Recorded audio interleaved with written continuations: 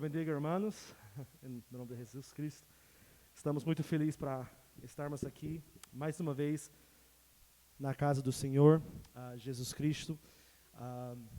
Recebe nosso abraço, né, de espaço, né, claro, não abraço verdadeiro por enquanto, mas um abraço, né, apertado. Eu fico muito feliz que tivemos a ajuda do irmão Jonas de volta, o irmão Adriano, também o irmão Mateus, para nós auxiliar aqui nesse culto, e para todos que estão também assistindo aqui no live, que Deus continue abençoando vocês e as suas vidas, em nome de Jesus. Estamos começando essa igreja aqui na Moca desde, eu acho, março, né? Desde março que nós começamos, e logo em seguida, em março, veio a pandemia, né? E tudo teve que não fechar, mas tudo tinha que fazer de uma forma diferente, né? Através lives, através esses outros meios, né? E aí acabamos tendo que voltar, né, para fazer assim os lives. Mas agora nós estamos aqui de volta, amém? Nós estamos aqui na Moca de volta, e eu estou muito feliz para isso, porque Deus tem muito para fazer nesse bairro, eu creio isso. Nós não estamos aqui porque a gente não tem nada a fazer, nós estamos aqui porque o Senhor Jesus Cristo nos mandou para estar aqui.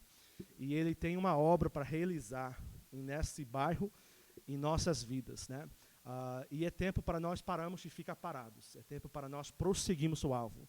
É tempo para nós irmos em frente, né?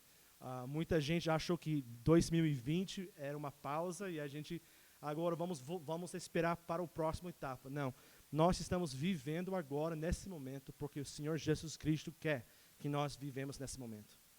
Ele ordenou tudo isso acontecer, né? E se Ele ordenou tudo isso acontecer, é porque Ele tem um propósito para nossas vidas. Ele tem um propósito também para a sua vida, para a minha vida, através de tudo isso que está passando. Amém? E Deus estará ainda chamando as pessoas ao arrependimento.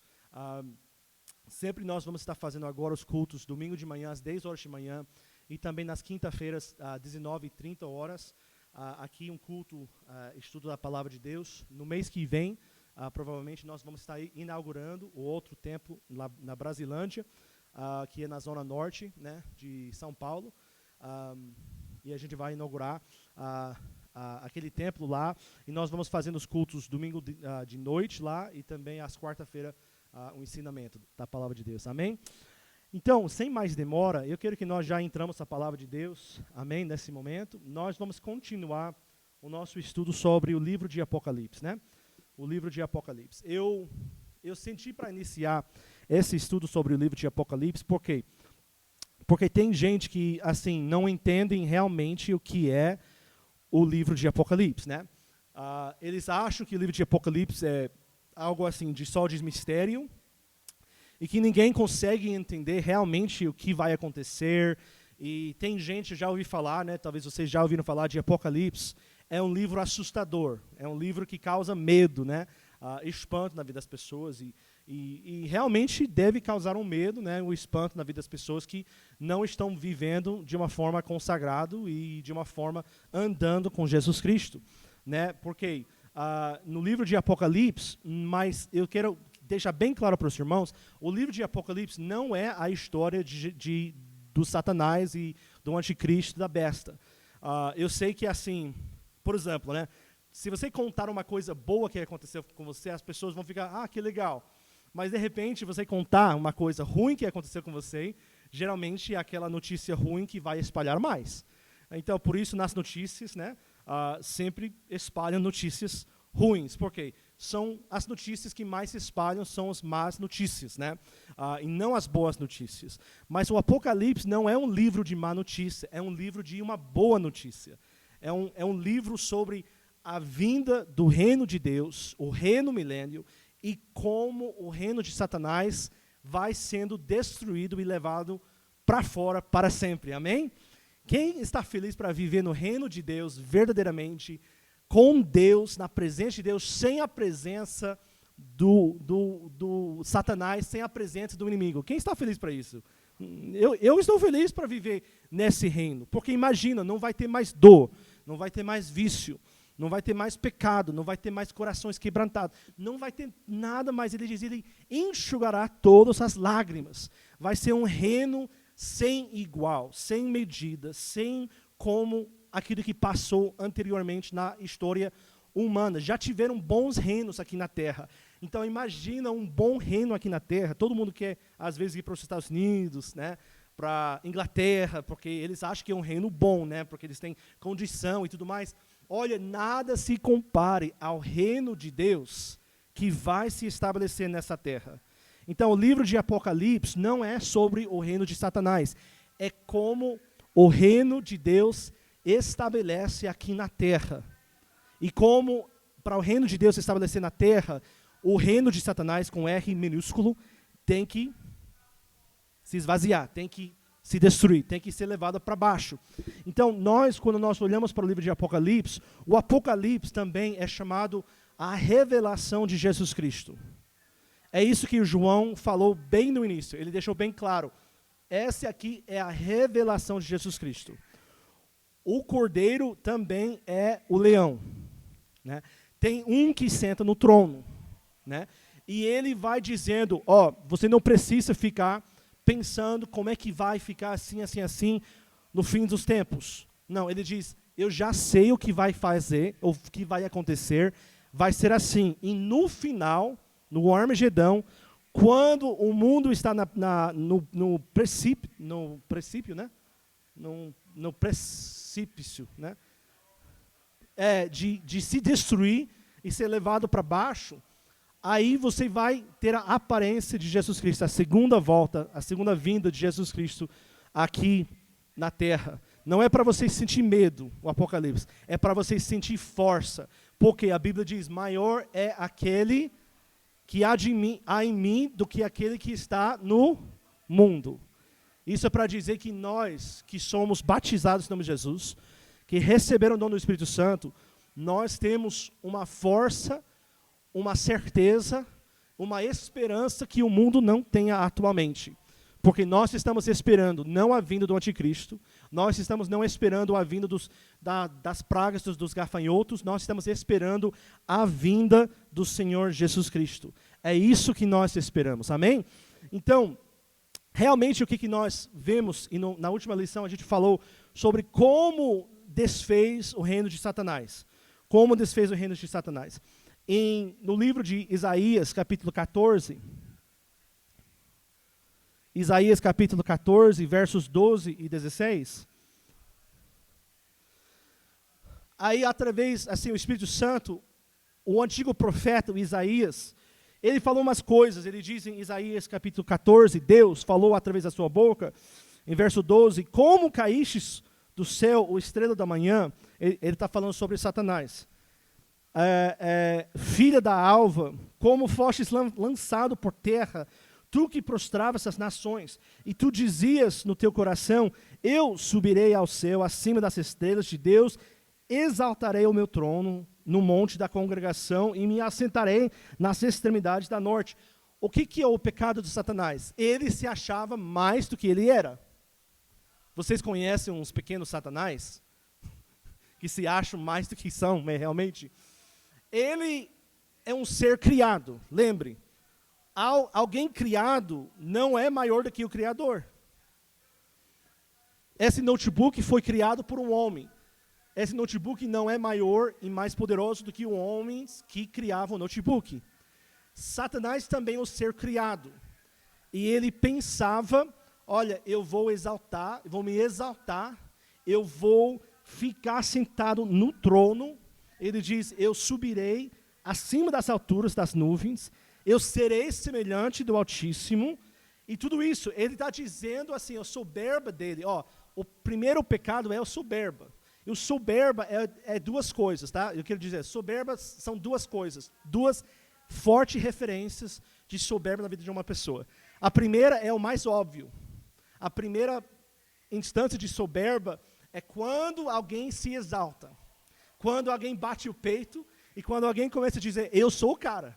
É isso que é o primeiro pecado de Satanás. O primeiro pecado, antes que o pecado iniciava, foi realmente do Satanás, porque era o pecado de soberba, que fez uma revolte contra o conhecimento de Deus, que fez a revolte contra os planos de Deus. Então, a primeira coisa de soberba é quando alguém fica muito assim, expondo, assim, dizendo que eu sou quem decide. Olha, às vezes você vai dizer, mas eu não tenho planos de sentar no trono de Deus. Beleza. Mas quando você começa a ler a palavra de Deus, e você começa, vamos dizer entre aspas, rasgar as páginas da Bíblia, porque, poxa, pastor, eu não gosto disso aí, tá? Eu vou tirar, mas eu gosto quando Jesus alimentava a multidão com os pães e peixes. Porque a soberba se manifesta, por quê? Porque daí você está decidindo que eu sei mais do que a palavra de Deus sabe. E é o pecado de Satanás. A soberba é muito óbvio para ver nas pessoas, porque são orgulhosos, falam de si mesmos, falam de uma forma excessiva, né, as coisas. Mas também, a segunda parte de soberba, que é mais perigoso ainda, porque a soberba vai promover as pessoas, ele usa para se promover, mas também a soberba é usado para proteger a pessoa. Então, às vezes, a pessoa não vai se promovendo, não vai batendo o peito, não vai querendo se exaltar, mas a sua soberba impede essa pessoa de buscar arrependimento. Porque ele vai pensar, puxa, mas se eu vou para o altar, se eu levantar as mãos para o céu, se eu chorar no altar, as pessoas vão pensar que há algo errado comigo. Vocês estão me entendendo? Eu já pensei assim também. Mas isso também é soberba. Porque eu não quero que ninguém pense algo de mim. Eu quero definir o que as pessoas pensam. Mas sabe quem atraiu a atenção de Jesus Cristo quando ele estava na terra? Não eram os soberbos. Não eram os fariseus que estavam querendo mostrar a sua grandeza para Jesus. Não, mas eram os mais humildes. Os que clamavam, Jesus, filho de Davi, tenha misericórdia de mim. E a multidão falava para o Bartimeu, que era cego, fique quieto, cale, fique quieto aí. Mas aquele homem cego no Jericó, Bartimeu, ele falou, eu não vou deixar Jesus Cristo passar sem receber tudo que ele tem para a minha vida.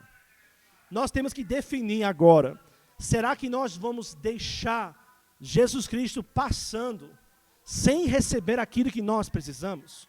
Ou será que nós vamos se tirar da nossa soberba e receber, através da humildade, tudo que Ele tem para nós? Porque eu tenho uma certeza, se nós somos humildes na presença de Deus, com o espírito assim, a Bíblia diz, com o coração quebrantado e espírito humilde, o Senhor não resistirá. Ou seja, quando Ele vê alguém com o coração quebrantado, alguém que não importa para se promover, nem se proteger a sua carne, e essa pessoa começa a falar com Jesus Cristo, começa a orar, não de repetições, mas oração verdadeiro. Senhor Jesus, eu preciso de Ti. Perdoe meus pecados. Lava-me, Senhor.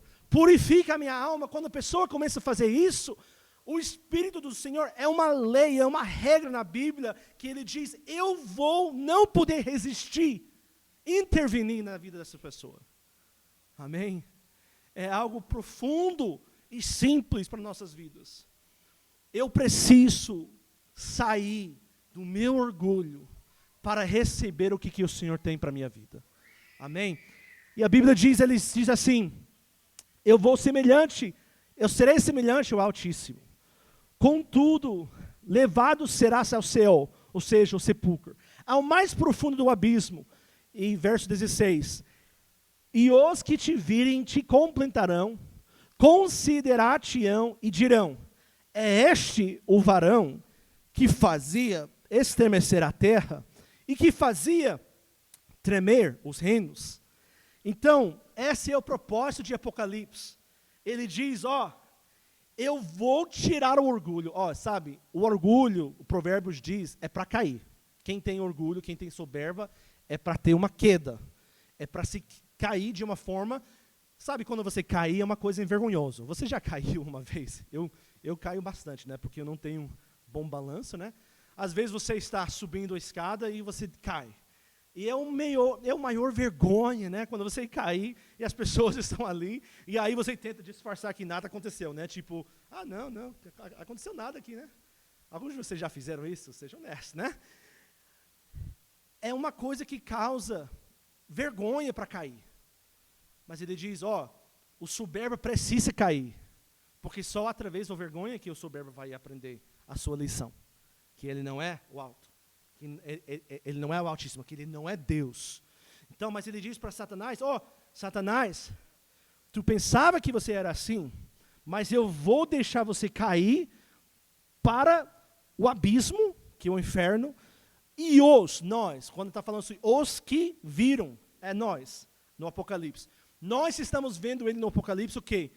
Derrotado, destruído, mentiroso e fraco como que ele é. Isso é a verdade. Tem igreja que você diz, o Espírito do Senhor está aqui, as pessoas. Mas daí o pastor vai dizer, tem um endemoniado aqui, as pessoas, meu Deus. Olha, gente, maior é aquele que há em mim do que aquele que está no mundo. A Bíblia diz que 1/3 dos anjos caíram com Satanás. 1/3, significando que tem 2 anjos de Deus por cada um demônio. E olha, tem uma notícia também. No final de Apocalipse, o que acontece? O diabo, o Satanás, aquele acusador dos irmãos, é prendido por um anjo apenas. Um anjo, sozinho, vai prender e vai colocar no abismo, vai fechar a porta e trancar a porta. É isso que o Isaías está dizendo. Nós vamos dizer no final, é este varão que fazia estremecer a terra e que fazia tremer os reinos. Então, um dia você vai chegar, e através do Apocalipse você vai chegar a saber, poxa vida, o inimigo da minha alma, ele existe? Sim, ele existe. Mas sabe, ele só tem um poder em que a gente dá para ele. Vou repetir mais uma vez. Ele só tem poder naquilo que você dá para ele. Ele se consome. Quando o serpente no Jardim de Éden foi amaldiçoado de fazer o quê? De consumir, de ficar na terra, no pó. O homem é feito por quê? Feito de quê? Pó da terra. Ou seja, o serpente, a maneira que o serpente vence, entre aspas, é quando nós fazemos o quê? É quando nós paramos de seguir o Senhor Jesus Cristo, quando nós paramos de andar no Espírito. E quando a gente começa a ser dominado pela carne, assim o Satanás vai dominando a sua vida. Mas também eu quero dizer para você, não tem poder maior do que o poder de Deus que ele tem na sua vida. O diabo, ele não consegue habitar na vida das pessoas sem a pessoa querer. Como você recebeu o Espírito Santo? Se você já falou em outras línguas, foi batizado no nome de Jesus, e você já foi para o altar e você começava a falar em outras línguas, você fez o quê? Você primeiro rendeu, significando, não é branco, mas você teve aí a bandeira branca e você fez assim, eu me rendo, acabou, basta, eu não tenho mais o que fazer. Você pediu perdão a Deus, e você convidou o Senhor Jesus Cristo a fazer parte da sua vida. Você fez assim, Senhor Jesus, perdoa os meus pecados. Eu quero o Senhor na minha vida. E você começava a louvar Ele, a adorar Ele. E enquanto você adorava o Senhor Jesus Cristo, aleluia, eu te amo, Senhor Jesus, Tu és grandioso, maravilhoso. E essas palavras, você parou de falar em português, ou espanhol, ou inglês, e você começava a falar em uma língua estranha. Assim que o Espírito, o sinal do Espírito Santo, habitou na sua vida. Amém? É assim que você recebeu o dom do Espírito Santo. Mas eu queria dizer também, para quem recebe o espírito maligno, também faz algumas coisas. Ele se aproxime das trevas. Ele se aproxime de entretenimento, de coisas assim. E ele vai se abrindo, convidando o espírito maligno. Tem gente que é endemoniado e tem pessoas, é diferente saber isso. Tem gente endemoniado que tem demônios, assim, possuindo eles, mas mesmo assim, um demônio possuindo uma pessoa, essa pessoa ainda tem um certo piloto, né, da sua vida. Ele ainda consegue ter uma autoria das coisas que ele faz. Porque o demônio, se ele pudesse fazer qualquer coisa na vida da pessoa, ele ia matar, destruir a pessoa na hora. Ele não ia... Não, então a pessoa tem uma convivência. Não é tipo o demônio faz isso e a pessoa assim não tem mais poder. Não. Mas quando uma pessoa tem um endemoniado e nós podemos repreender e expulsar em nome de Jesus, e os demônios vão se obedecer a gente. Por quê?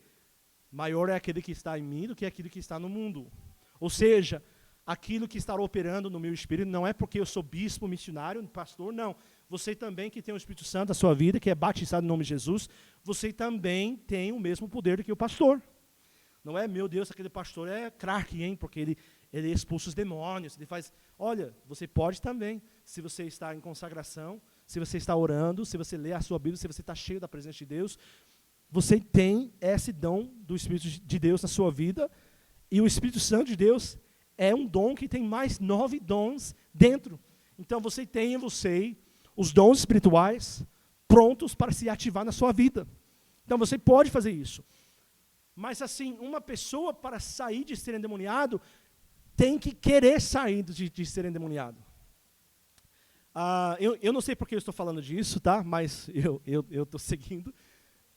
Assim, eu fico frustrado às vezes porque eu prego em muitas partes do Brasil e sempre, a gente estava em Fortaleza no ano passado, outros lugares em Pará, enfim, sempre que está tendo um movimento do Espírito Santo, ou seja, pessoas estão sendo curadas, batizadas com o Espírito Santo, a glória de Deus está no altar, o que parece junto aí na glória de Deus? Um endemoniado, né? Aí, mas a pessoa quer se fazer esse tipo de bagunça, né? Eles querem chamar a atenção. Olha, eles não são poderosos por fazer isso. Eles são chatos, são sapecos, né? Na verdade, são sapecos. É filho sapeca, né? Tipo sapeca, né? Quem chama muita atenção, faz essa gritaria e tudo mais. Porque a glória de Deus está sendo derramado e aí aparece o Satanás para querer tirar a atenção de Deus e colocar para ele. É isso que acontece. Por isso, assim, uma vez eu estava orando e a gente estava na praia, em Fortaleza, orando para as pessoas. Deus encheu 4 pessoas com o Espírito Santo, se não me engano, 4 pessoas com o Espírito Santo na praia em Fortaleza. Nós tivemos os jovens lá, estão fazendo culto de adoração à noite na praia. Foi algo incrível, sobrenatural. Mas, de repente, alguém me pegou, o pastor tem um endemoniado aí, pode orar para essa pessoa. Aí me tirou, enquanto essas 2 meninas estavam prontas para receber o Espírito Santo. Eu devia ter dito não, mas daí eu fui lá. E aí a cara ficava ali com cara de bravo, tudo mais, assim. Mas assim, ele não estava lá porque ele queria libertação. Ele estava querendo fingir que ele não teve controle de si mesmo. Eu falei para ele, eu chamei ele do nome e falei, eu sei que você é endemoniado de verdade. Mas assim, eu vou repreender, mas eu não vou lançar se você não tem desejo de ser liberto. Por quê? Se você não tem desejo de ser liberto, você vai continuar com esse poder vivendo em você. Né? Mas aí a pessoa queria fazer uma cena e a gente parou ele logo no início e falou, não, essa não é a hora. Essa não é a hora de você fazer isso. Seja repreendido. Você viu a cara dele, queria bater em mim, queria bater na missionária também, Isabel Cooper, que estava... Ele era bravo demais, ele não fazia nada. Por quê? Ele é um bully. É um bully. Ele não tem poder nenhum. O único poder que tem é o poder de Deus que habita em nossas vidas. Nós temos que criar em nossos cultos um ambiente em que o Espírito Santo se flui. Amém? Olha, se vocês vieram para ouvir a voz do missionário, vocês vieram à toa. Eu venho para ouvir a voz do Mestre, a voz do Senhor Jesus Cristo falando na minha vida. O João Batista, né, falou assim, o que vocês vieram para ver? O homem no deserto, vestido assim, comendo o quê? De linhos finos? Não. As pessoas que foram para João Batista foram lá não por causa do templo, não tinha templo. Eles foram lá porque o deserto era um lugar agradável. Não, o lugar era quente, 40, 50 graus no deserto. Eles foram lá porque ele vestia bem de linhos finos. Não foram lá para isso. Eles foram lá porque havia algo diferenciado na sua vida, que era o poder de Deus. E a única maneira que essa igreja vai crescer é se nós temos algo diferenciado em nossas vidas. algo diferente habitando em você e também habitando em mim. Chega de nós termos cultos normais. O Senhor Jesus está voltando. Romanos diz assim, que como uma mulher está pronto para dar parto, é como o fim dos tempos vai chegar. Tem dores de parto, tem contrações, e tem isso acontecendo, e você sabe, né, irmã, que você está pronto para dar luz para o bebê. Você está pronto porque o bebê está lá, você já sabe. E olha, a gente tem que saber também, com o que está acontecendo no mundo, não é o momento de a gente ficar de soneca, não é a hora de nós termos cultos normais. Olha, com tudo que está acontecendo no mundo, se a gente diz 20 anos atrás, gente, em 2020, vai ter uma pandemia, as igrejas vão fechar, vai morrendo milhares de pessoas no mundo inteiro, vai acontecendo isso, aquilo. 20 anos atrás, você diria, meu Deus do céu, e a igreja vai ficar cheia, hein? Mas olha o que aconteceu. Olha onde nós estamos, uma frieza espiritual. Mas eu vim aqui para dizer para a igreja, é tempo para nós acordarmos. Antes que é tarde demais, é tempo para nós obedecermos a palavra de Deus. É tempo para você ser batizado em nome de Jesus. É tempo para você receber o dom do Espírito Santo. É tempo para você não aproximar do mundo e cada vez mais se aproxima de Deus. Não é o tempo da gente brincar. Porque quando chegar ao Apocalipse, a gente sabe como vai ser. Porque já está tudo escrito aqui. E olha, 1/4 da população do mundo vai morrer. Depois, 1/3 da população do mundo vai morrer. Ou seja, o mundo vai de 8 bilhões de pessoas para 4 bilhões de pessoas assim. Isso é como se fosse a Europa, a América do Norte e a América do Sul ficaram vazios completamente. Você consegue imaginar um mundo assim? Sem. Porque agora nós estamos vivendo na dispensação da graça de Deus. No Apocalipse falou sobre as igrejas do Apocalipse, 7 igrejas. A 6ª igreja era o Filadélfia. Filadélfia foi a igreja de porta aberta. Aí ele diz, eu ordenei você a não passar por isso. Você tem uma porta aberta. Você tem domínio contra você tem domínio contra Satanás. Ele diz, visto que guardaste a palavra da minha perseverança, também eu te guardarei na hora da tribulação que há de vir sobre o mundo, para provar os que habitam sobre a terra. Ele está falando para a Filadélfia, que é uma dispensação que nós estamos vivendo. Olha, vocês têm essa dispensação. E porque você guardou a minha palavra, vocês também serão guardados da tribulação, de não passar. Mas de repente, a última igreja é a igreja de Laodiceia.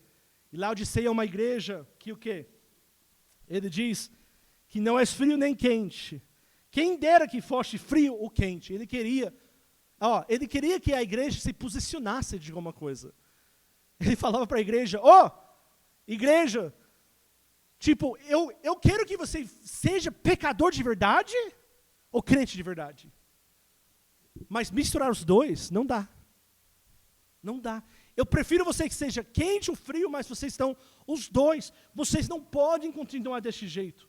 Mas ele diz, vocês acham que vocês são ricos? Vocês não são ricos. São miseráveis. Mas ele diz, para esta igreja, você vai ter um jeito de ser salvo. E é de lavar os seus próprios vestes. Compra de mim ouro refinado no fogo. Ou seja, a esta igreja do Apocalipse, porque eu não vou dizer que você perdeu o arrebatamento, você não será salvo. Nós falamos que no Apocalipse tem pessoas de cada tribo, nação, língua, que estão ao trono em Apocalipse 7, né? Mas essas pessoas que ganham essa entrada para os céus, ganharam de o quê? De ser mártir, de ser perseguida, até vender, até lavar suas vestes com o sangue de Jesus.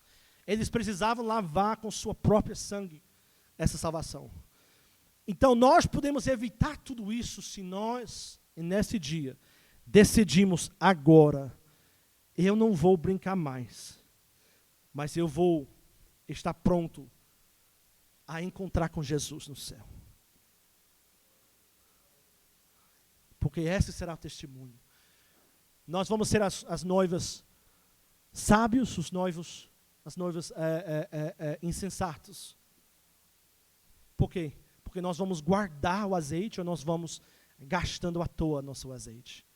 Então, o que você vai fazer? O que você vai fazer agora com este tempo?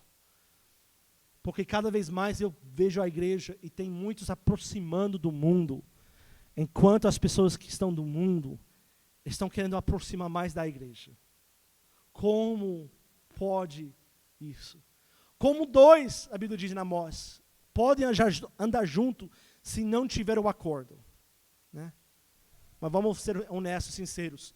Tem tempo em que muitos estão andando de acordo com o mundo, o jeito do mundo, a maneira de falar do mundo, ou o entretenimento do mundo, a música do mundo, a imagem do mundo.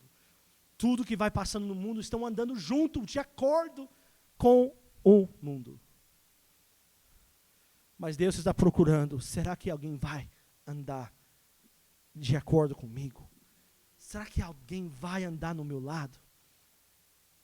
Será que alguém vai se levantar como os 3 filhos hebreus na imagem e dizer, eu não vou adorar essa imagem do mundo? Ah, mas todo mundo está adorando, fica sossegado, caraca. Olha, você sabe que esses 3 hebreus, as suas famílias, dobravam na imagem. Porque só 3 deles ficaram em pé. Imagina, família, seus amigos, todos dobravam na imagem de Nabucodonosor. E isso é uma imagem daquilo que vai acontecer no Apocalipse. Porque o governo o último governo é referindo como o governo de Babilônia. Como Nabucodonosor mandou as pessoas dobrarem a sua imagem, também o anticristo vai mandar em que todos dobrarem a sua imagem. Todos fizeram, mas eles disseram, não, eu não vou me comprometer. Eu não vou vender as minhas convicções. Eu não vou trocar o meu primogênito como Esaú para uma sopa de lentilhas. Eu não vou me entregar ao movimento deste mundo. Eu não vou ser conformado, mas eu vou ser transformado pela renovação da minha mente, da minha alma, para Ele provar em mim a sua vontade. Em Apocalipse capítulo 11, se vocês querem ir lá com sua Bíblia, eu não vou demorar muito tempo, mas eu quero chegar um pouco ao final. Nós temos a história sobre as 2 testemunhas. E nós já passamos, eu já falei, vai ter 7 selos. No 7º selo vai abrir 7 trompetas. No 7º trompeta vai abrir 7, como é que fala? Vasilhas, né? 7 vials. Tipo vasilhas, né? Tipo 7 selos, 7, eu sei em inglês o que é. 7 selos, 7 trompetas e 7 vasilhas. É vasilhas. E eles seguem de uma forma cronológica, né? E a gente vê os primeiros 4 cavalos, nós já falamos, se vocês querem ver isso, vai para o YouTube, nós temos essa lição e tudo mais.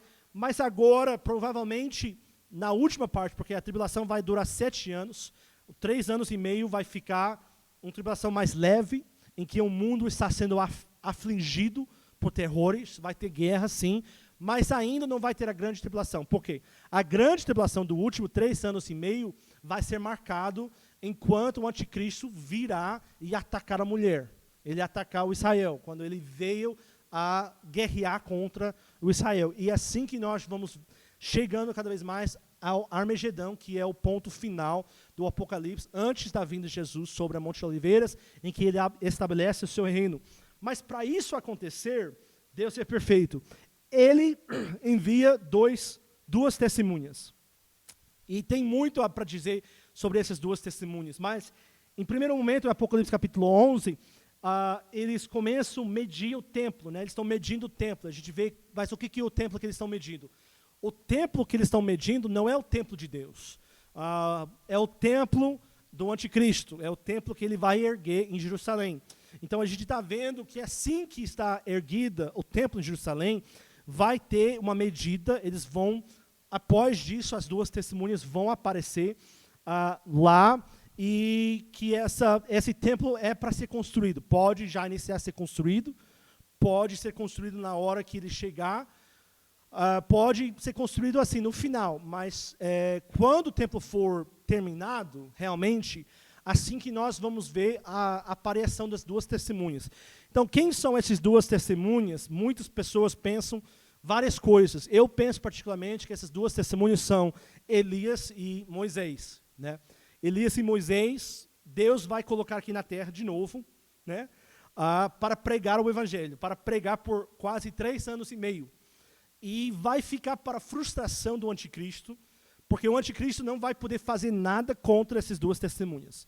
Eles vão tentar prender, vão tentar matar, fazer qualquer coisa, e Deus vai se protegendo eles de uma forma milagrosa, de uma forma extraordinária. E o propósito deles é para pregar.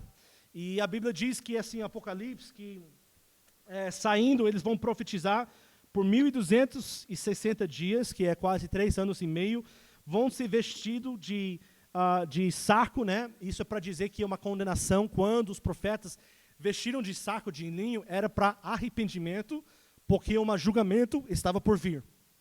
Então, nós podemos ver isso claramente acontecendo, que um julgamento está por vir. E diz assim, em verso 5, se alguém lhes causar mal, das suas bocas sairá fogo, e devorará os seus inimigos. Se alguém lhes causar mal, importa que quem seja, assim seja morta. Eles vão ter poder de fechar o céu, para não chove durante os dias. Eles vão ter poder sobre as águas, para converter em sangue. Então, por isso a gente vê que, a gente vê com isso, o que está acontecendo, que eles vão ter poder de chamar fogo. O Elias, ele chamava fogo 2 vezes, né? Chamava o fogo. Ele chamava fogo, claro, no sacrifício, mas também chamava fogo sobre os servos do exército que foram prendê-lo, né? Então, claramente, o Elias, ele chamava fogo. Também no Moisés havia também a água convertida em vermelho. Então, por isso a gente vê que isso vai repetir acontecer agora com esses 2 testemunhas. Eles vão estar lá por 42 meses, que é 3 anos e meio, para oprimir os judeus. Você pode ver isso em Daniel capítulo 9, 27, sobre as 70 semanas na visão de Daniel, em que vai seguir, porque depois de 70 semanas não vai ter mais semanas para frente. Né? E também em Malaquias capítulo 4 e 5 diz assim, vejam, eu enviarei a vós o profeta Elias, antes do grande e temível dia do Senhor. Pessoas perguntavam a João Batista se ele era o Elias, né? Vocês lembram disso? Se ele era o Elias. E João Batista diz, eu não sou Elias, mas o João Batista era um tipo Elias para anunciar Jesus. Mas agora, antes da vinda, da segunda volta de Jesus, realmente vai ter um Elias e provavelmente um Moisés que estão lá juntos para pregar e anunciar. Porque assim, quando a gente olhar para o Velho Testamento, e aqui no Apocalipse, cada vez que a Bíblia fala sobre grande destruição, sempre junto com grande destruição, vem grande promessa. Sempre, eles andam junto. Destruição e julgamento e promessa. Então, assim que o anticristo vai estar no seu mais alto lugar de poder sobre o mundo, exercitando o poder sobre o mundo, Deus vai enviar esses 2 homens que ele não pode fazer nada, por um tempo, né, determinado. Então, a gente pode ver também em Zacarias capítulo 4, versos 1 e 14, uma visão sobre esse momento. Em Zacarias capítulo 4, é interessante, o profeta Zacarias estava lá para a reconstrução do templo em Jerusalém. Lembra que o templo foi destruído pelos babilônicos, e agora Zorobabel e Josué, o sacerdote, estavam lá para construir o templo, né? E eles estão lá, e ele teve uma visão de uma castiçal. Como é que fala? Castiçal? Castiçal com dois oliveiras, né? E que são ungidos por azeite na construção do templo. Ele está vendo isso, Zacarias, para mostrar sobre Zorobabel e Josué que estavam construindo o templo atual. Mas também ele está falando e olhando para o Apocalipse, para esse momento em que vai ter 2 testemunhos, ou seja, 2 oliveiras. Ele diz em verso 4, os 2 oliveiras são 2 candeiros que estão diante do Senhor. eles estão levantados para ser testemunha de Deus aqui na terra. E eles são ungidos, porque assim, o poder que eles têm para entrar na terra, depois de ser, eles não estão aqui na terra faz mais de 3.000 anos, né? Quase 4.000 anos, eles estão aqui no azeite que Deus vai dando para eles, né? Então, a gente vê que, e também, em verso 6 de Zacarias 4, diz, não por força, nem por poder, mas pelo meu espírito, diz o Senhor dos Exércitos, né? A gente sempre cita aquele versículo, mas está falando sobre os dois testemunhas, porque o governo do anticristo, ele vai ter um maior governo que o mundo já viu.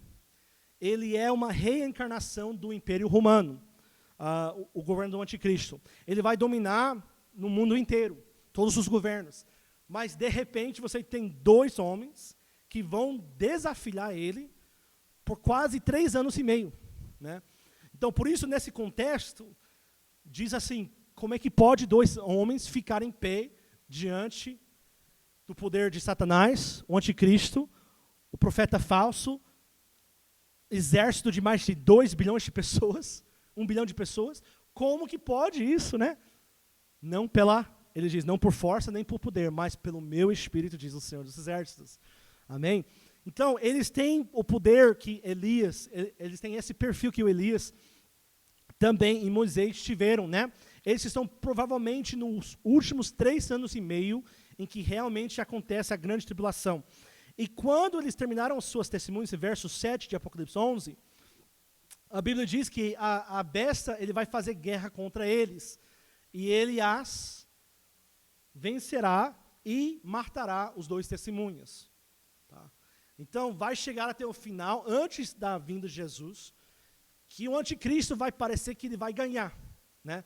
Que ele entrava à guerra, que ele derrotava os 2 testemunhos, mas eles vão ficar lá na rua 3 dias e meio, e e a Bíblia diz, né, é interessante, em Apocalipse 11,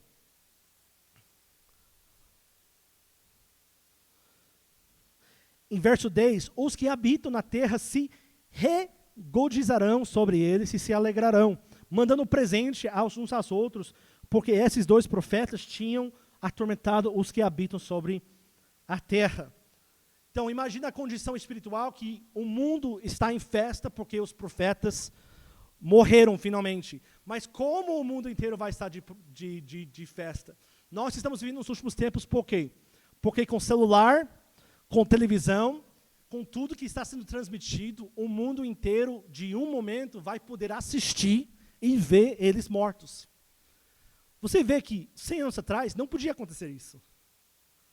Né? Você teria que mandar uma carta para o mundo e vai demorar 1 mês para as pessoas reconhecerem que eles morreram. Mas agora, na hora, você vai poder ver que realmente eles são mortos, né? Então, sempre, e eu acho interessante, o governo de Satanás, vocês sempre podem ver o que é o governo dominado pelo inimigo. Por quê? Eles acham por matar pessoas, destruir livros, queimar Bíblias, que eles vão ganhar, que eles vão promover o seu poder, né? Sempre acontece isso. Os nazistas fizeram isso. A China atualmente está fazendo muito tempo essa perseguição dos cristãos. Muitos países no Oriente Médio também fazem isso. Matam, destroem, queimam livros, fazem assim, também como o anticristo fez com os 2 profetas. Mas eles não entendem que assim, nada pode parar a vontade de Deus. Que nada pode parar. Olha, em vez de é engraçado, né? Em China, eles matam mais cristãos que qualquer outro país.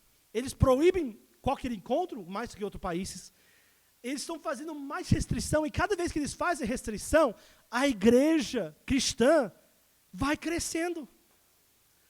No Irã, é proibido ser cristão. Você pode ser colocado em prisão ou até morto por seus familiares. E o Irã, eles dizem, é a igreja que mais cresce no mundo inteiro. Eles acreditam que no ano passado tiveram em torno de 300 mil pessoas batizadas com o Espírito Santo no Irã, aonde não pode ter templo, não pode ser achado com Bíblia, não pode ter nada, porque o governo acha, vamos acabar com os livros, então. Olha, isso que eu digo, na quarentena tem gente, coitado de nós, meu Deus, a igreja fechou, hein? Tá difícil, para de fazer isso. O mais que o mundo vai contrariando a igreja, o mais que a igreja do Senhor vai crescendo e vai progredindo. Amém? Nada pode parar. Mas o mundo atual, eles estão felizes quando a pregação termina. Por quê eles estão felizes? Porque a convicção terminou. Tem gente que está feliz para sair da igreja. Por quê? Porque, poxa vida, a convicção terminou. Desculpa, mas assim, eu quero que você seja abençoado, mas eu quero mais que você seja abençoado, que você seja salvo. Seja salvo. Mas tem gente que acha, então, eu não quero mais que o pastor fala isso, então eu vou matar ele, vamos dizer, entre aspas. Eu vou apagar o contato dele, não vou responder mais a ele, não vou mais para a igreja, porque pelo menos agora a convicção saiu. Imagina, o mundo está em tumulto. O anticristo está querendo receber toda a adoração, e existem esses dois homens dizendo, não há Deus como nosso Deus. Esses dois testemunhos que vão falando, ouve Israel, o Senhor nosso Deus é o único Senhor. Imagina a imagem que vai ficar em Jerusalém. Ali atrás deles, nem 1 quilômetro atrás deles, é o trono do anticristo lá. E ali eles estão. Ouve Israel, o Senhor nosso Deus é o único Senhor. E amarás o Senhor nosso Deus com todo o seu coração, com toda a sua força e com toda a sua alma. Sempre vai ter uma palavra de convicção. Eu digo isso para dizer para vocês, irmãos, não matem a voz da convicção na sua vida. Não matem a voz do profeta na sua vida. Não matem, porque quem fala as coisas agradáveis é o anticristo. Mas quem fala as coisas verdadeiras são os dois testemunhos. O que recebe a nossa atenção é o nosso Deus. Vou repetir mais uma vez. O que recebe a nossa atenção, o nosso amor, a nossa afeição, a nossa adoração. Eu adoro aquela música. Eu adoro aquela banda. Eu adoro sair, beber. Eu adoro fazer isso. Quem recebe isso é o pecado. Mas para Deus nós temos que dar para Ele toda a honra e toda a glória e todo o louvor. Eles representam as duas testemunhas da verdade. Eles é um espinho no lado dos governos, porque os governos são aliados com Satanás. Eles são governos que entraram em pacto com o anticristo. Eu vou dizer assim, os governos geralmente eles são cúmplices, às vezes de uma forma de um governo de Satanás. Pode ser um cúmplice compassivo ou proativo. Isso faz sentido? Compassivo e proativo, cúmplice? Isso, ativo e passivo. Se você é um cúmplice ativo e passivo, pouco importa. Você é o cúmplice. Mas agora, no mundo inteiro, nós temos governos que são cúmplices passivos com a vontade de Satanás. Quando eles legalizam o aborto, e quando eles promovem iniquidade, promovem a ideologia de transgênero, essas coisas que confrontam a palavra de Deus, eles estão sendo alinhados de uma forma passiva com aquele corrente de poder satânico. Mas os governos do Apocalipse, eles param de ser passivos, cúmplices passivos, eles começam a ser cúmplices ativos. Veja o Nimrod, né? O Nimrod. Vocês lembram do Nimrod em Gênesis? O Nimrod era o primeiro líder mundial poderoso. Ele era poderoso com Deus, a Bíblia diz. Ele é um tipo, como é que fala, de literário, uma imagem do anticristo, antes do anticristo. Entendeu?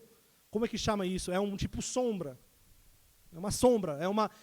Porque o Nimrod, ele achava que ele era o cara. Ele diz para o mundo, agora vamos rebeliar contra Deus. Nós não vamos deixar que Deus faz o dilúvio mais uma vez e destrói o mundo. Nós vamos construir o Torre de Babel e nós vamos... Por que o Torre de Babel? Porque nós vamos dizer para Deus, você não pode mais fazer nada na minha vida. E o Nimrod, ele representa o governo cúmplice ativo com Satanás. E aí Deus entrava lá e assim mudava a língua e parava toda a obra e o povo foi disperso. Mas isso foi uma sombra daquilo que vai acontecer no final dos tempos também.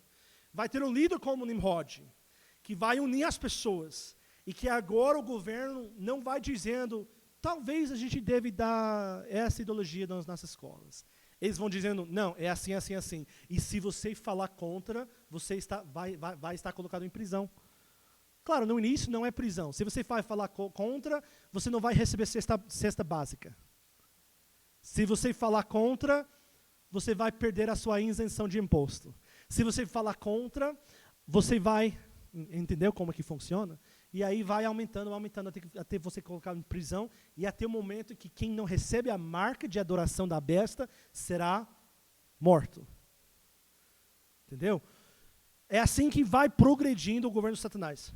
O povo, eles vão pensar agora, nesse momento em Apocalipse capítulo 11, poxa, maravilhosa, cessou a convicção. Eles vão fazer festa, vão trocar presentes, o mundo inteiro. Beleza, agora o anticristo pode reinar. Mas em 3 dias e meio, o Espírito da vida vão entrar a eles, eles vão ficar em pé. Para o temor das pessoas que estão ali.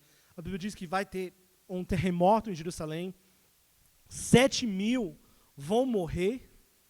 E lembra, isso é como, você lembra do terremoto lá em Jerusalém, quando Jesus Cristo, né, morreu no cruz de Calvário? De novo, é uma imagem que, cada vez mais tem um dor de parto, é uma contração. Tipo, agora o mundo está gemindo, porque está esperando a volta do Senhor Jesus Cristo. As 2 testemunhas cumpriram seu propósito na terra, que era para anunciar a palavra de Deus. É talvez que esses 2 testemunhas são inteiramente ligados com a salvação e o selo dos 144.000 judeus que não passarão por morte, que serão salvos na grande tribulação. Talvez eles estão ali para isso, né? Mas de qualquer forma, a maneira em que eles vão falando vai ser de uma forma que o mundo vai poder escutar. E tudo que o anticristo vai tentando fazer para abafar, para parar aquilo que eles vão falando, ele não vai poder conseguir fazer nada. Aí depois disso, em Apocalipse 11, ele diz, esse é a segunda ai. Lembra? Tem 3 ais. Ai, ai, ai. Um anjo que vai sobrevoando.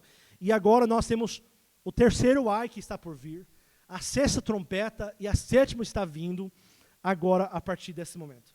E rapidamente, em Apocalipse capítulo 12, eu já vou terminando, tá? Eu espero que isso vai estar ajudando vocês. Eu fiquei assim, vendo muitas postagens, pessoas falando que os gafanhotos e tudo mais, que nós estamos no Apocalipse, né, da grande tribulação. Eu falei, puxa vida, gente, a gente tem que fazer uma coisa, porque nós não estamos ali ainda, nós estamos aproximando, mas ali nós não estamos ainda, né? Então, em Apocalipse capítulo 12, nós temos essa história sobre o dragão e a mulher, né? E rapidamente vamos falar sobre isso. Ele viu um sinal do céu, a mulher vestida de sol, tendo a lua debaixo dos pés, e uma coroa de 12 estrelas sobre a cabeça. Então, o que ele está vendo? Ele está vendo o quê? Está vendo Israel. As 12 estrelas representam Israel. E ela estava grávida e gritava com dores de parto, sofrendo tormentos para dar à luz. De novo, essa imagem de uma mulher pronto para dar o bebê, para entregar o bebê, dar à luz, né? E viu outro sinal, um dragão vermelho, que tinha 7 cabeças, 10 chifres, e sobre as suas cabeças, 7 diademas. Então, nós estamos entrando em umas imagens bem diferentes, né? Mas vamos logo assim. A mulher representa o Israel. O dragão que é vermelho, que geralmente representa o quê? Homicídio, né? Porque logo em seguida, no Jardim de Éden, que ele confundiu a cabeça da Eva e do Adão, qual que foi a primeira coisa que ele fez acontecer? O próximo pecado? homicídio, né? Caim e Abel. Então, ele sempre promove o homicídio, né? Provavelmente é assim que ele está vermelho, né? E nós vemos a varoa, o varão, né? Que é Jesus. Nós temos Miguel. Nós também temos a imagem da besta que sai do mar. A besta que sai do mar é o próprio anticristo. Tem outra besta que sai da terra, que é o profeta falso, né? Que será um líder religioso. Então, nós temos essa imagem de uma mulher com as 12 coroas. Isso representa, claro, as 12 tribos de Israel. E nós vemos assim, o dragão estar esperando para ela dar luz. Para ela dar luz a quem? Jesus Cristo, né? Essa mulher, através do judaísmo, através o Abraão, semente, né? Lembra aquela promessa para Eva, né? O serpente alcançará o teu calcanhar, né? Mas tu pisarás sobre a cabeça do serpente. Está falando que a tua semente, Eva, pisará sobre né, a cabeça do serpente, né? Então, também Jesus Cristo, ele diz, deu para nós poder de andar, né, de pisar sobre serpentes, né? Então, nós temos, assim, essa imagem de Jesus Cristo, que é a semente, mas assim que está esperando nascer, vem o dragão. E lembra, quando Jesus nasceu, o que aconteceu? Herodes está ali, esperando. Herodes, de novo, representa o governo alinhado com Satanás. Ele estava esperando, ele mandava matar as crianças nascidos em Belém, e a mulher tem que fugir para o Egito, né? E Jesus, ele tinha que fugir para o Egito para fugir à ira do Herodes, que estava sendo influenciado por Satanás. Então, como Satanás perseguiu Jesus, né, através do Herodes, também o Pilates, também Roma, também o Hitler, muitos personagens históricos sempre, você já prestou atenção como eles estão sempre perseguindo até o Império Espanhol, fizeram muito para matar os judeus, né, nos anos 1400, 1500. Por quê? Eles estão sendo influenciados por Satanás, e sempre que isso está acontecendo, eles vão atacar e vão através para matar os judeus, né? Porque, lembra, o dragão não pode fazer nada contra o varão que nasceu, Jesus. Ele vai tentando, ele vai influenciando Pilates, ele vai influenciando soldados que estão achicotando ele, que estão colocando a lança nele, no seu lado, num cruz de Calvário, mas de derrotar Jesus Cristo, não pode fazer. Então, se você não pode derrotar Jesus Cristo, qual é o próximo que você pode fazer? Você vai atacar a sua mãe, você vai atacar o povo, você vai atacar os judeus. E isso que nós vamos ver aqui no Apocalipse, né? Nós temos aqui uma janela de como e por quanto tempo Satanás odiou e continua odiando os judeus. Os judeus é o povo mais perseguido através da história humana. São os judeus. Perseguido em todos os sentidos. Na Europa, no Oriente Médio atualmente, através do Hitler, em qualquer lugar assim, eles são perseguidos. Porque o Satanás ele tem um ódio para o Israel, porque o Israel produziu o fruto que era para a sua destruição, que era Jesus Cristo. Ele odeia Israel porque ela produziu essa semente que é Jesus Cristo. Então nós temos em versos 3 e 4, as 7 cabeças, 10 chifres, 7 diademas aqui na besta. O vermelho sangrento, e nós podemos ver isso na visão de Daniel, em Daniel capítulo 7. E isso refere, eu vou dizer assim, rapidamente, 7 cabeças, 10 chifres, é uma besta, né? Mas isso refere tudo aos governos subjugados, submissos ao governo do anticristo. Porque na visão de Daniel, a besta que saiu do mar teve todas essas chifres, 10 chifres, 7 diademas, 7 cabeças, mas havia no último chifre uma voz que falava e blasfemava as coisas de Deus. E isso representa a boca do anticristo. O Império Romano é renovado, porque em Daniel ele diz, a besta que parecia ter um ferimento mortal, então a besta caiu morto, e as pessoas disseram, beleza, o Império Romano está acabado. Acabou faz agora 1.600 anos, né? Acabou o Império Romano. Você pode ir para Roma, mas de jeito nenhum o Império Romano é alguma coisa no mundo inteiro hoje. Mas essa besta vai se levantar nos últimos tempos. E você vai ter uma nova Império Romano. Então, depois disso, a mulher e a sua filha eles vão para o deserto por 3 anos e meio. Como Jesus ele foi para o Egito para proteção, isso é um espelho, né? Isso é uma sombra. Em Mateus capítulo 24 também, Jesus ele falava sobre isso. Ele diz, quando acontecer a abominação de desolação no templo, ou seja, quando alguém chegar e dizer assim, ó, eu sou o Senhor, eu sou Deus, ele sentar no trono no templo, e ele fazer um sacrifício de abominação, ele diz para os judeus, nem voltem para casa e pegar suas roupas, nem arruma as suas malas, vai para o deserto, vai para os lugares montanhosos, procure proteção, porque agora, e isso marca os 3 anos e meio do último, né? 3 anos e meio até a volta de Jesus Cristo definitivamente. Isso marca o mais pesado tribulação que vai passar no mundo. E agora, em versos 7 até 9, nós temos uma imagem de uma guerra espiritual no céu. Então a gente está vendo o que está acontecendo na terra, mas de repente nós estamos levados para o céu para ver essa guerra espiritual acontecendo. E agora nós estamos vendo o grande dragão, nós estamos vendo o velho serpente, a imagem do velho serpente, quem enganava o Eva ali no início.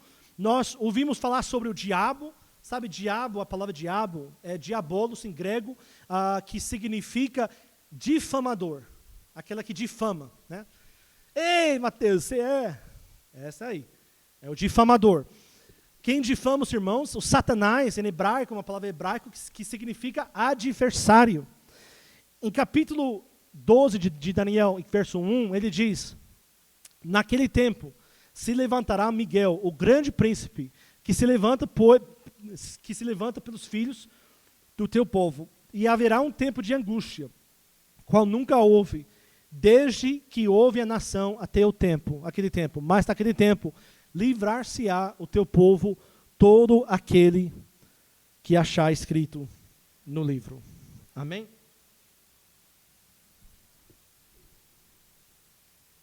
Então ele está dizendo, ó, vai ter um tempo que você nunca viu antes. Você vai ter um momento você vai ter um momento de angústia.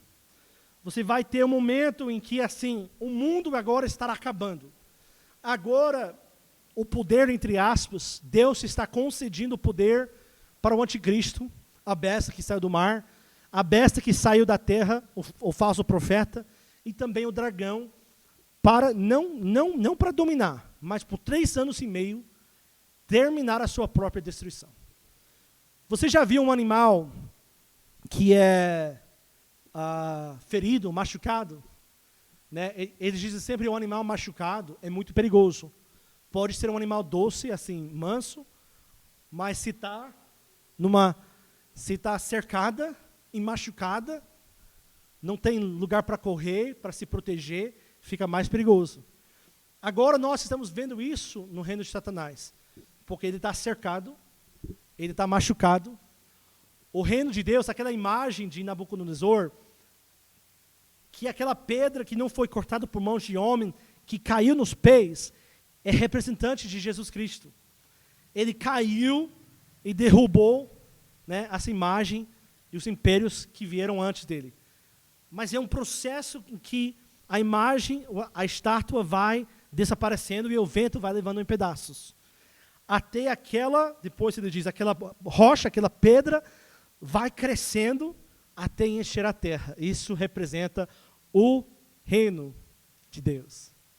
Então nós estamos vivendo nesse momento em que quando Jesus Cristo ele veio, ele morreu no cruz de Calvário, quando ele viveu, morreu, ressuscitou e deixou assim a terra para o céu, está voltando, nós estamos vivendo nessa época em que essa estátua está se abalando, está indo para baixo e que está desaparecendo.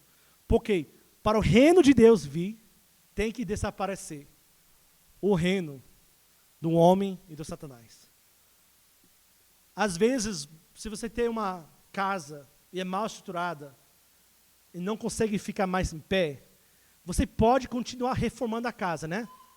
Ou você pode tomar a decisão de destruir a casa e construir o novo. E é isso que Deus está fazendo no mundo, através do Apocalipse. Através de todo o sofrimento, dor. Ele está dizendo, eis eu farei tudo novo. Eu farei todas as coisas novas. Eu estou vindo com o meu reino, mas o meu reino não é para reformar o que já está estabelecido. Porque o que nós estamos vivendo é um sistema de pecado, é um sistema podre, que precisa ser derrubado, lançado por fora, arrancado e destruído, queimado.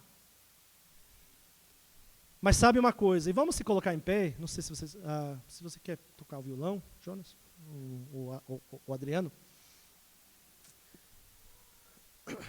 Se você quer, o que Deus quer para você, é para Ele recomeçar na sua vida. É para, às vezes, a gente não dá para nós entrarmos com Ele e dizer, ó, Senhor, eu vou manter uma vida essa confortável. E daí eu quero que o Senhor apenas faz isso, aquilo, me abençoa, Senhor. Não, não é assim que funciona. Ele é um grande arquiteto, gente. Ele é um grande arquiteto. E ele diz assim, ó, se você quer que eu venha, eu não vou apenas reformar a sua vida. Eu vou fazer novo a sua vida. Por isso, quando você entra à igreja, você não entra um clube social, não. Você não entra somente para colocar uma tinta nova e reformar um pouquinho e, agora estou bem. Não, mas ele diz, aquele que está em Cristo, nova criatura é. Porque as coisas passaram. E eis eu fazer as coisas novas. Deus está querendo não você continuar no seu pecado, no seu situação atual. Ele está querendo que você levante, que você pede a perdão, que você toma a decisão de se batizar nas águas em nome de Jesus. Porque quando você entra nas águas, quando você sai das águas em nome de Jesus, você não está saindo como você entrava, você está saindo uma nova criatura. Você está saindo limpo, purificado. Ele diz para a igreja, Pedro, vós sois pedras vivas, edificadas na casa, no meu santuário. Ele diz, olha, eu estou fazendo algo novo. Não fica segurando as coisas do passado. Não fica segurando as coisas velhas. Porque eu estou querendo fazer algo novo na sua vida. Se nós pudermos assim, baixar nossos olhos, fechar nossos olhos, levantar suas mãos, vamos orar. Senhor Jesus, nós queremos, Senhor Jesus, que o Senhor venha e transforme nossas vidas. Senhor Jesus, nós não queremos viver no velho passado. Nós não queremos, Senhor Jesus, ser dominado por costume e hábito, mas nós queremos ser transformados na Tua Palavra. Queremos ser transformados no Teu Espírito. Queremos ser um espelho, vendo a Sua glória e sendo transformado de glória a glória. E levanta sua voz em nome de Jesus, glória a Deus. Aonde você está, se você estará assistindo em casa, levante sua voz, levante suas mãos. Porque Deus está querendo habitar na sua vida. Ele está querendo fazer algo novo na sua vida. Ele está batendo na porta. Ele diz, eis, eu bato na porta. Ele diz para a igreja, será que você vai abrir a porta e vai deixar eu entrar?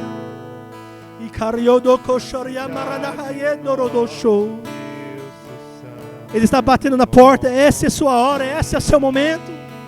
Ele diz, venha a mim aos que estão cansados e sobrecarregados, e eu vos aliviarei. Não fica carregando o pesado, não fica carregando pecado, não fica carregando essas coisas, porque Deus está querendo transformar a sua vida, em nome do Senhor Jesus Cristo.